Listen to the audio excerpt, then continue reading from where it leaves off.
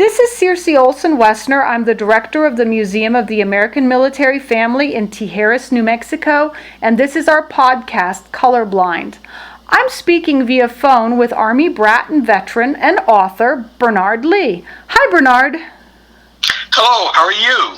I am well, thank you. I need to explain to our listeners that we are doing an interview via phone because you're on the East Coast and we're also in a pandemic, so we're social distancing. So let's just have a conversation. But I should have said that you're an award-winning author. I saw a mention of a finalist on one of your books. Can you tell our listeners a little bit about that? Yes, I'm writing a book series. Mm-hmm. It's called A Look Back in Time, Memoir of a Military Kid in the 50s. The first book in the series takes place in the United States. The second book in the series takes place in Germany. I'm 3/4 of the way through book 3. The second book, which took place in Germany and talked about the time that my dad was in the service in the 50s in Germany, I won a Best Book Award finalist in the American Book Festival.com contest. I also was nominated for a Top Shelf 2020 Book Award, and I won a 2019 Editor's Choice Giroux Publications Book Club Award. So those 3 awards were given to the second book in the series about the time that we spent in Germany. Wow. Congratulations. I am so impressed. That's pretty awesome.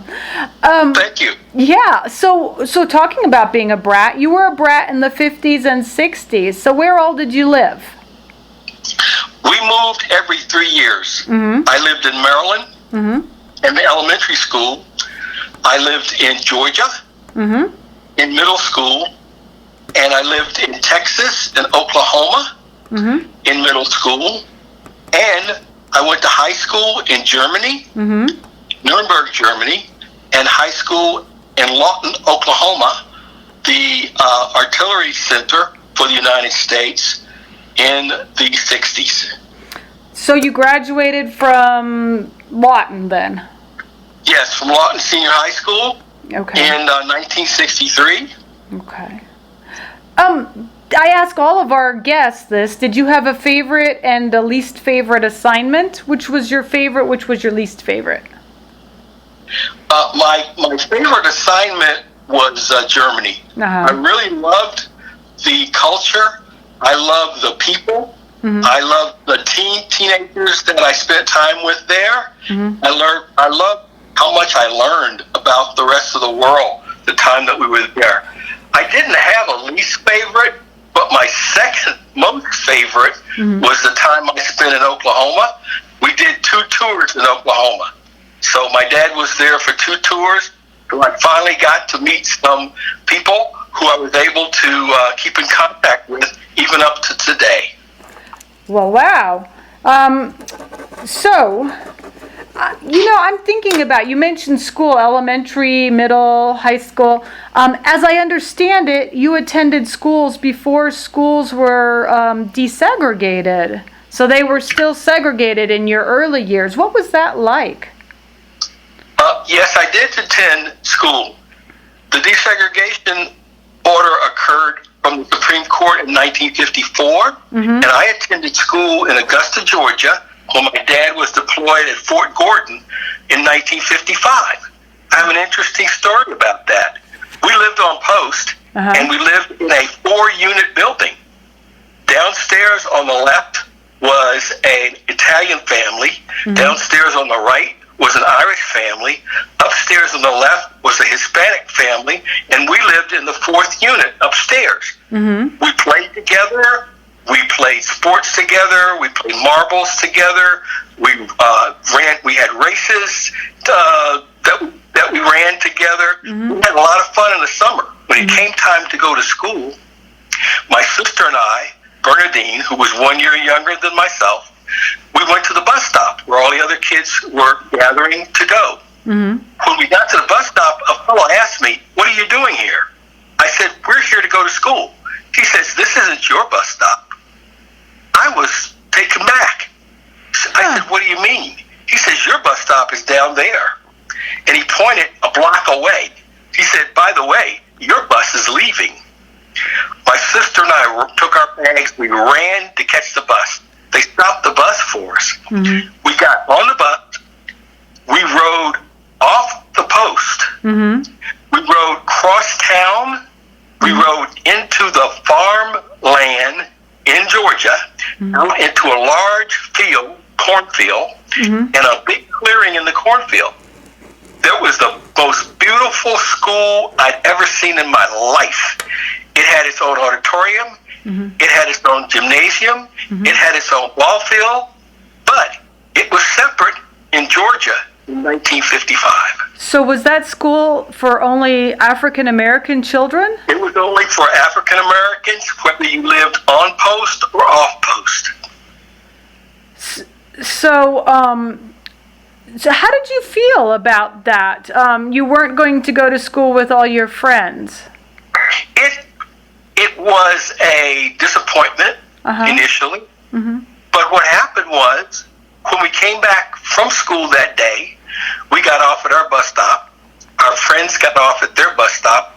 We both ran toward each other, linked arms, and walked back to our homes, telling each other about our day. So on post we were together. Off post we went to different schools in 1955. Wow. So you talked about middle school, I think in Texas. Was it segregated schools then, or tell us about El Paso? What it was like living there? Did you go to school on post? We moved to El Paso when my dad got an assignment working in the Air Defense Artillery Unit.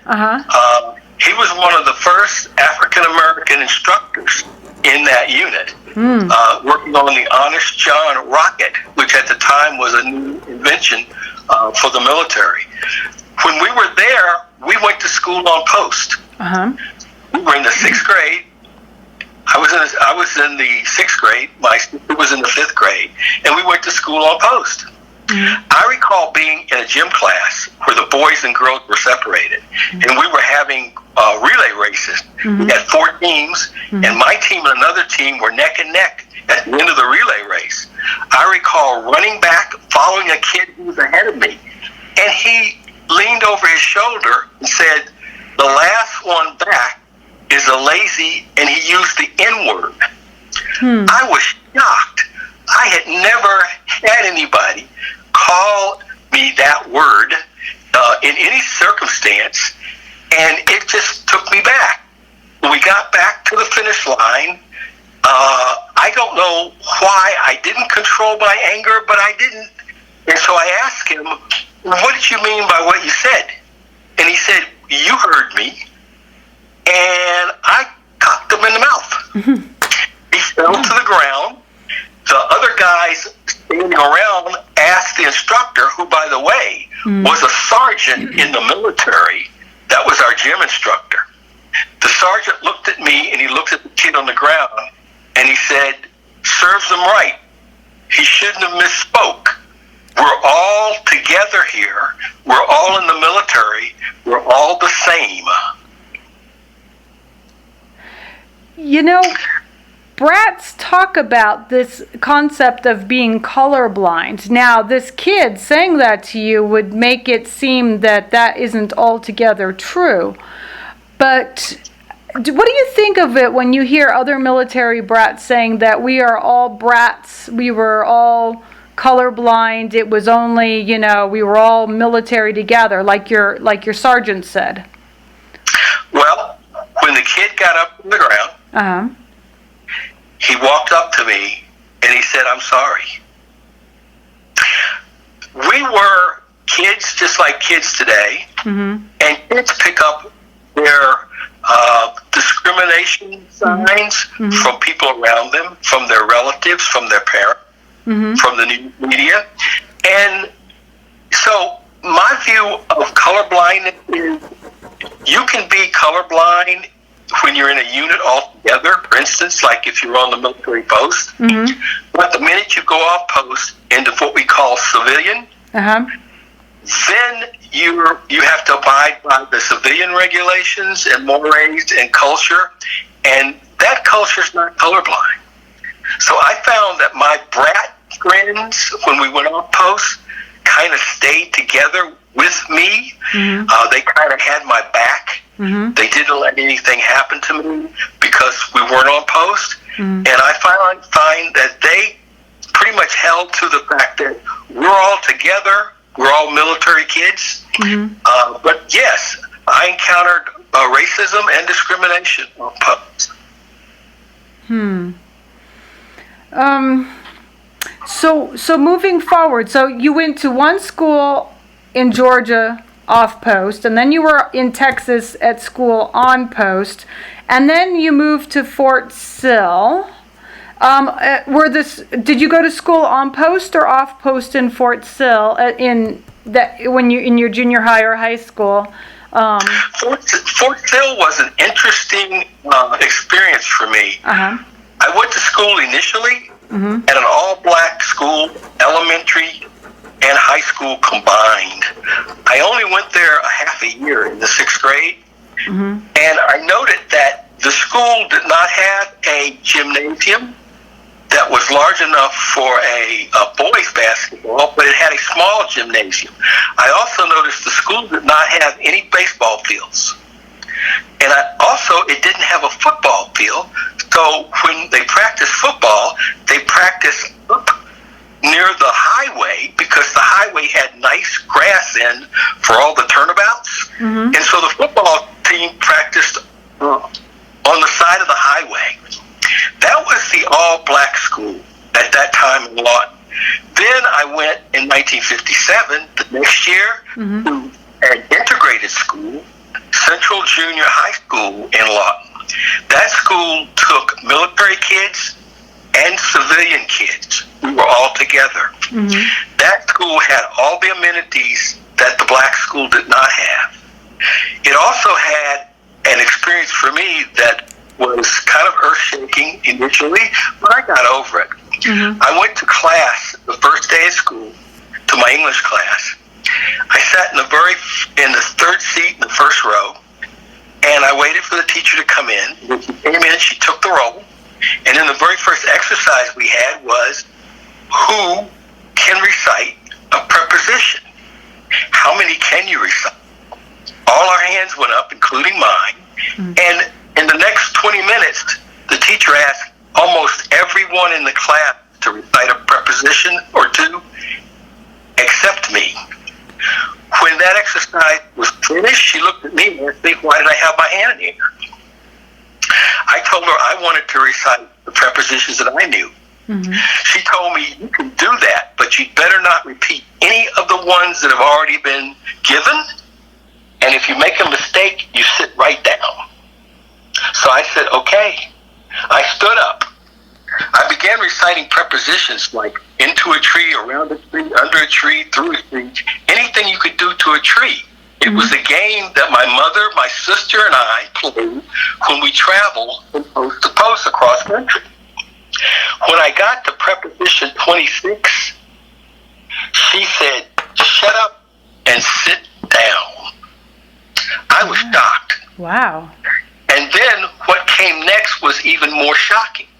She turned to the class and said, see, class, that's why they will never amount to anything. They are always trying to show off.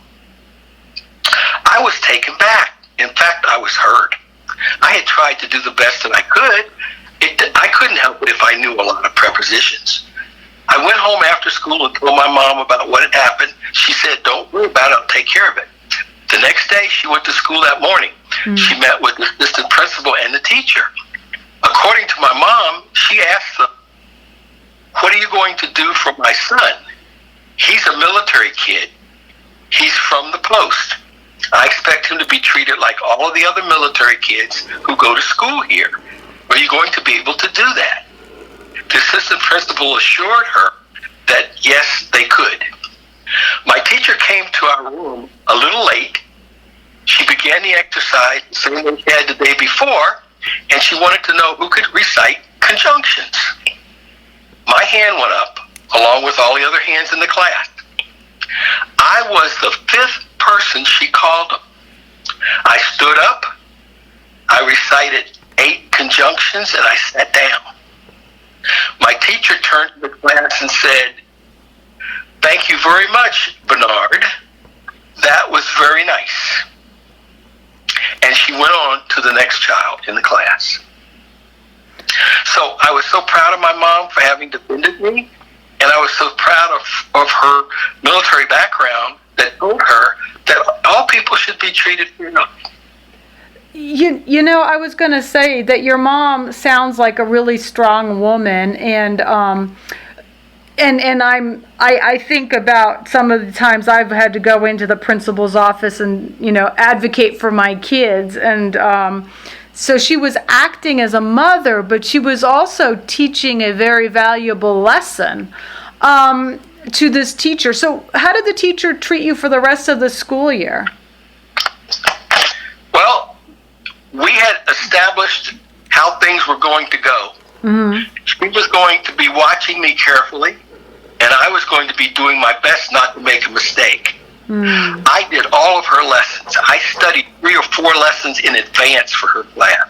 I never went to her class unprepared, and I'm glad to say that I learned enough English grammar in my 7th grade teacher's class that I never had to worry about writing and grammar all the way through college.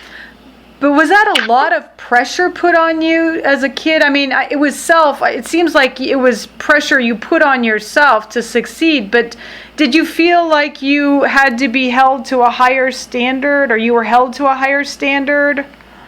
I had the talk that African American kids get, and part of that talk is you have to be 115% better just to be considered. So yes, it was extra pressure, but I had been prepared for that pressure. My parents had both told me that if you don't work harder than everyone else, you will be ignored. If you don't prepare yourself as well or better, in fact, than everyone else, then you won't be selected. Wow. And I kept that pressure on myself all the way through school. Wow. So we're going to come back to that in a few minutes, but I wanted to just finish the conversation about your mom. And I wanted to know what it was like for your mom. Did she get involved with military wives clubs on post or on post activities? Were there integrated groups of wives, or what was it like for your mom being a military wife, an African American military wife? Yes, my mom was a very outgoing person. She's a Christian, and so she expected everyone that she met to be treated fairly and to treat her fairly. And so she had a number of things that she did to keep herself active. One of them was she sold Avon products.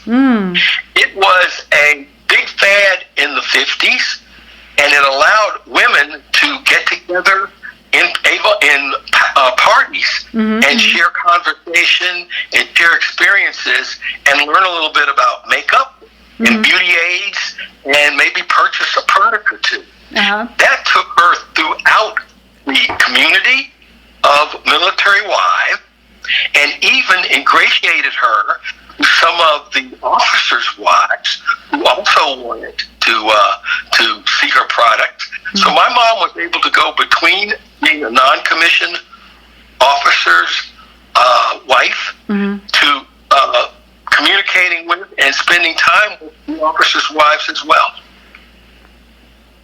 You know, as a young officer's wife, I was often invited to go to Avon and Tupperware parties and other products, and I thought I would try to sell some of that stuff myself, and I was a terrible salesperson. It sounds like your mom did pretty well at it. Yes, she did. And she learned a lot in the course of that. She learned that her life was not much harder than the other wives. She learned that her husband had his struggles with being deployed and her not knowing where he was. And when her husband was gone, very often some of the other wives' husbands were gone too, and so they could commiserate with each other, they could support each other. And so it was very helpful for her. So, you know, you moved a lot. You moved from Maryland and Georgia and Texas and then to Germany. What was it like for your family when you moved? I mean, most of us can commiserate about the long car trips, but it doesn't seem like it would have been so easy for your family back in the, you know, in the 50s and 60s. So how was it like going on a car trip cross country moving? It was very difficult to travel via car if you were African American in the 50s. There was an aid called the Green Book. However, we did not have one at the time when we made our trip across country from Oklahoma to Virginia to spend some time with our relatives before going on to New York and then on to Germany. I recall that we stopped at night and we would park, and you could go to the bathroom at night because you had to go out at night. And so it was easier to go outside at night. We parked on the top of a hill outside of Nashville, Tennessee. And when we woke up in the morning and opened the door to get out of the car, we were about a foot from the side of the mountain. Because when we parked that night, we really weren't able to see how close we were to the edge. I also noticed that my dad wasn't in the car. My mom was there, my sister Bernadine, who's a year younger than I was, my brother Mercer, and the baby Almanita, who was a couple of months old, was there too. But my dad was missing. I asked Mom, "Where's Dad?" She said he went into town to get us something to eat. Our father didn't know anyone in the town that we were near. He knew that we were out of supplies, and he didn't want to risk his family not being accepted in town and maybe being in trouble because we asked the wrong person for help. So he went into town by himself. Wow. 3 hours later, we saw a shadow of a man coming up the hill, far off. And we noticed as he got closer that he had 2 bundles under his arms. And when he got to the car, we realized that it was our dad and he was okay. And we were thrilled. He had brought back sandwiches. He had found out where to get the food from asking a colored man in town. And colored was what we called each other in the 50s. We were glad that he had returned safe, but that was not the only time that we had to be left on the side of the road while he went to get help, because you couldn't go to the bathroom. You couldn't stay in hotels. And so it could be a long trip across from Oklahoma to Virginia. Wow. I'm just digesting this. This is so foreign to me, and I'm sure to many of our listeners thinking about this. So you didn't have hotels or a restaurant or gas stations like you do now, and so you really had to depend on your good luck and your perseverance to get from point A to point B. And the other way we did that was we stayed with relatives. And so our closest relative between Oklahoma, there was no close relative between Oklahoma and Virginia. So we had no place we could stop. So the closest place we could stop was Virginia. We also had relatives in Washington, D.C., and we stopped there too. So So, now our country is having this national discussion about race and social injustice, and people are really trying to understand the past. I mean, just my listening to your stories and digesting them, we're trying to figure out how to move forward as a united country. What are you seeing in your neck of the woods? You're on the East Coast, in the South. What's going on there in this, in this time in history? Well, we have the protest in Georgia, here in Atlanta, as they've had in a lot of other cities and towns in the United States over the last month. We had the Ahmaud Arbery shooting here in Georgia, in Brunswick, Georgia, where a young man was jogging and he was accosted by three gentlemen, all of whom were armed. That's a part of the protest nationwide for African Americans who lose their lives in a confrontation with either policemen or women who are supposed to uphold the law, or vigilantes, like the young man did here in Georgia.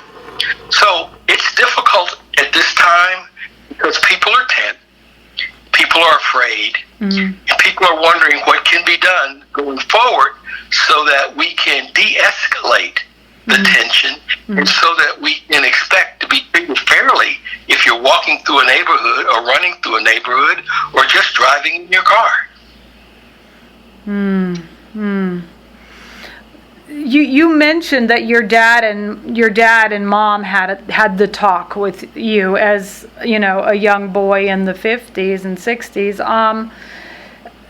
Did you have similar conversations with your own kids, and if you did, was the focus different or was it the same? Unfortunately, from the 50s to 2001, it was pretty much the same. You had the talk that said what you had to do when you were pulled over by a policeman, what you should say, not say, what you should do or not do. You also had the talk that said what you should do if you go to a new place where you do not know someone, how you can stay safe. Those are pretty much the same talks. I had those talks with my kids, my grandchildren, and one of them who lives in Washington, D.C., marched for a couple of days when they protested there. And so, unfortunately, we've come a long way, but we still have a ways to go. So, and speaking of that, then you also served in the military. Did you experience racism as an adult with fellow military, or maybe not the military, but living off post somewhere? Yes, I experienced some discrimination living on post, but I'm kind of rather proud to say, and this is not the experience of everyone who's worked in the military or everyone who's lived on a military post, but I found most often that people were least likely to challenge me as an individual human being if they knew that we had something in common, and having in common that you're a military kid or a military brat or a military person, the treatment that you get from your fellow military persons is usually better and usually more predictable than that you might find in the civilian population.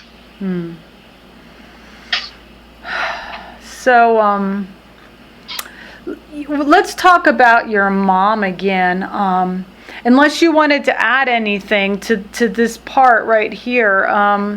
did you ever talk? I guess I do have another question. Oh, I just love the way I'm like shiny rabbit, you know.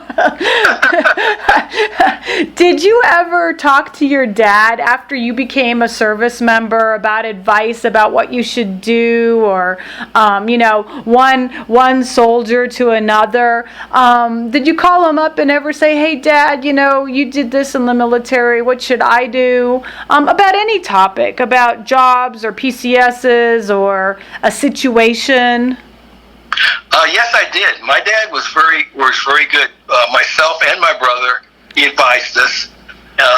His mantra was never give up. Keep trying, never give up. Yes, you may get resistance. You may find that it's difficult, but if you never give up, you always have a chance to succeed. My mom had another message for us. She said, "You are just as good as everyone else, and never forget that." So between the two of them, in our family, we believed we were capable of doing anything that we chose to do. We believed that if we encountered resistance or someone in our way, you would find a way around or over that. We believed we could succeed if we just kept trying. Well, your parents sound like they instilled, you know, a confidence and a strength in you and your siblings. And I want to talk a little bit more about that. So in your book, I guess it's your second book, you talk about how your mom worked really hard to keep you and your family on schedule. Your dad was TDY while you guys were in Germany, and you had really no idea what he was doing. It was kind of a hush-hush thing. Do you want to tell us a little bit about that Thanksgiving where your mom kind of just held you all together, or else? Yes. We were in Germany. And we were there just before the Berlin Wall went up. And there was a lot of tension between Russia, the United States, and some of the other countries that had been assigned areas in Germany. My dad went on a maneuver, could not tell us where he was going, and could not tell us when he would return. He did that twice during a month and a half. And the maneuver he went on just before Thanksgiving, he left in the middle of the night, and we had no idea when he would be coming back. My mom was separated from her source of strength, which was usually her relative, because we couldn't call on the telephone. Right. You know, you couldn't just call someone from overseas and talk to them for half an hour. Right. It was too expensive and difficult. Yeah. We didn't have Facebook. We didn't have Twitter. And letters took a long time to send and receive. So my mom didn't have the normal strength that she would have had, which would have been her relatives who supported her. She held us together by helping us with our homework, helping us with our assignments, and by playing games with us. She was a big proponent of word games. We used to play rhyming games. Anything that rhymed with the word say, way, may. And that helped a lot because my mom wrote poetry. Oh. And was later published. She's published two small books of poetry. So we learned to write poetry, and that's how I started on my writing career myself. I wrote poetry in the middle school, in high school, and in college, in the local yearbook, and in the college anthologies. Well, that segues into my next question. I guess you've always been a writer, starting with poetry, but what compelled you to decide to write your memoirs? And give us the names of the books again. Okay. The book title is A Look Back in Time. Okay. Memoir of a military kid in the 50s. Okay. It's a book series of 4 books. And I decided to write the book as a way of sharing the family history with the other members of the family. I realized as I wrote book 1 and started on book 2 that the stories were universal. They're stories about being a child in a world much of which you don't understand and much of which is changing as you grow up. But it's a kid's story, and it's a story of coming into your own as a teenager and then as an adult, and all the things that you had to learn to succeed and to become better at being a better person and better at being more competitive in the world. So I wrote those 2 books, and I'm in the process of writing book 3, which will be about Walton, Oklahoma, and my time I spent there in high school. Those books have been a source of inspiration to me and others who've read them because they tell the story of what it's like to be a black kid in America and in Europe. And I think it would be interesting to people who, at this point in time, would like to know what that was like. Well, so 2 quick questions. And the first one is, so what was the difference about being a black kid in America and being a black kid in Germany? And then the second question is, do mostly military kids buy your book? I mean, military brats or veterans buy them, or is it just a universal, everybody buys them? Okay, as for question 1, being a black kid in Germany was a really awesome experience. Most Germans in the 50s had not seen African Americans. If they had, these were military soldiers. And so there were some kids, but there weren't that many. So we were a source of curiosity. But I loved the approach that German kids took. Their curiosity was to learn everything about America. They wanted to know everything we knew about America. So it wasn't a curiosity about us being black. The curiosity was about us being American. So I learned that an African American in Europe is an American. What I learned about an African American in America is that there are 2 classes of Americans. Those who believe that the rights that were put in the Constitution were for them, and that others can live here, but they don't necessarily get all those rights. And those who came here, many enslaved, and whose parents and great-grandparents worked their way into a better life and believe that the Constitution says those rights accrue to everyone born on American soil. And for the second question, who buys my books? I've sold a lot of books to military brats and military veterans and what you call essential people who are working people. However, the book appeals to all groups, to all ages. It's a universal story of childhood. And if you or anyone else wants to take a trip through your own childhood, you'll find yourself, when you're reading the book, doing just that. Well, that's good to know. We're going to definitely put the information on the bottom of our podcast so that people can find, your website. So why don't you tell us right now where they can find out more about you and about your books? Okay, you can find my books at any bookstore if you ask, and online. Again, if you put in my full name, Bernard N. Lee Jr., and if you ask for the title, A Look Back in Time, Memoir of a Military Kid in the 50s. I have a website, www.B as in Bravo, ERNARDLEE Jr., BernardLeeJr.com. So it's www.BernardLeeJr.com. Okay. And you can also purchase the book on the website. Okay, very good. Looking back at your childhood and growing up in the 60s, what parallels are you seeing between then and now? there are parallels. As in the 50s and now, progress comes slowly, but it does come. Good people of conscience can make a difference, and you can see with the variety and diversity of people who are marching today that's true. That's true today, and it was true back in the 50s and in the 60s when Dr. Martin Luther King marched.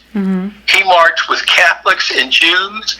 He marched with African Americans and Asians and Latinos. He marched with all groups of people back in the 60s, and that's true today. So good people of conscience can make a difference. Your talents and self-determination help you be discovered and succeed. So the most important thing an individual can know about today versus yesterday is that if you have a talent, if you work hard to discover that gift or talent, if you cultivate that talent with hard work and study and applying yourself, you can trust me.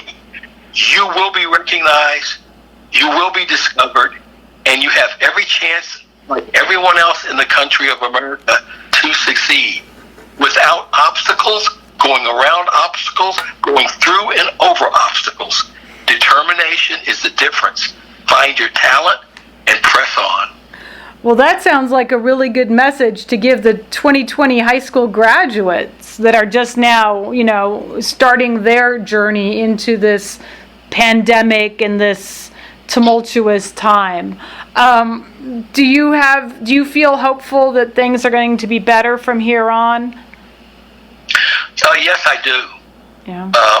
I've lived 3/4 of a century.